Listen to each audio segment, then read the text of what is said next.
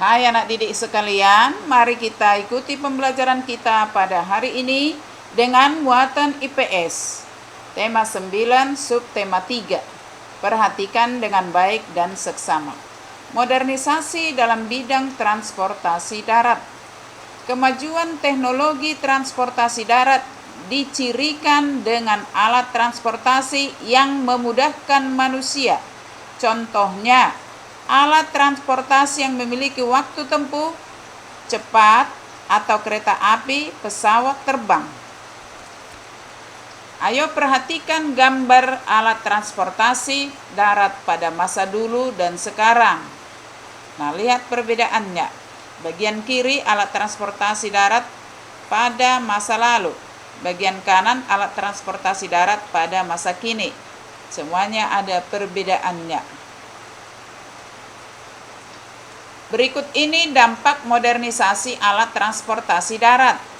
Nah, ini ada dua bagian. Bagian kiri, dampak positif terdapat terhadap kehidupan masyarakat. 1.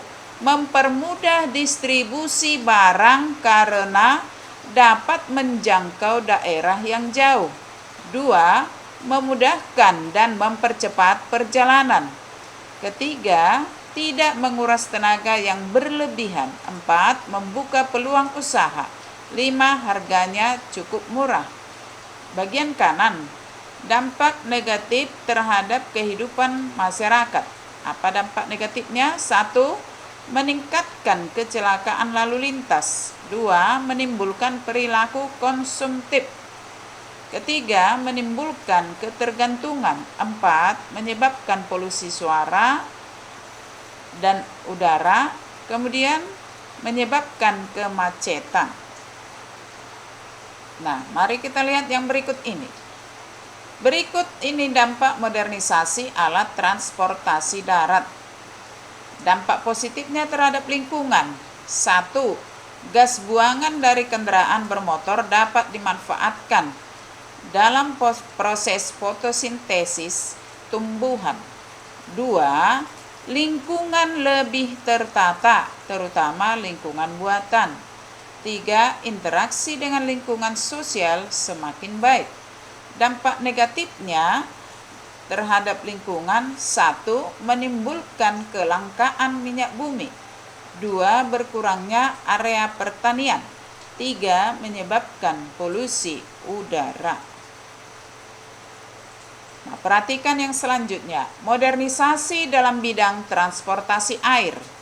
Transportasi air bermanfaat bagi masyarakat untuk berpindah tempat antar pulau melalui jalur air. Di Indonesia, transportasi air sangat diperlukan.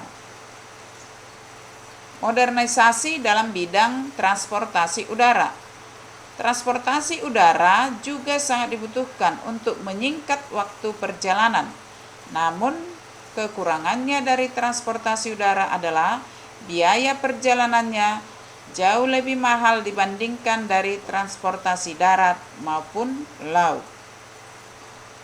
Berikut ini dampak modernisasi alat transportasi air dan udara.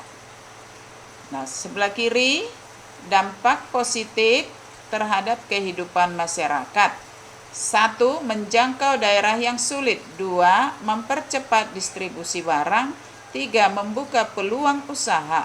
4. Memudahkan dan mempercepat perjalanan. 5. Tidak menguras tenaga yang berlebihan. 6. Munculnya sarana rekreasi baru. Nah, dampak negatifnya. Dampak negatif terhadap kehidupan masyarakat. 1. Meningkatkan jumlah korban kecelakaan lalu lintas. 2. Menyebabkan polusi suara. 3. Menimbulkan ketergantungan. Berikut ini dampak modernisasi alat transportasi air dan udara. Dampak positif terhadap lingkungan. Lingkungan lebih tertata, terutama lingkungan buatan.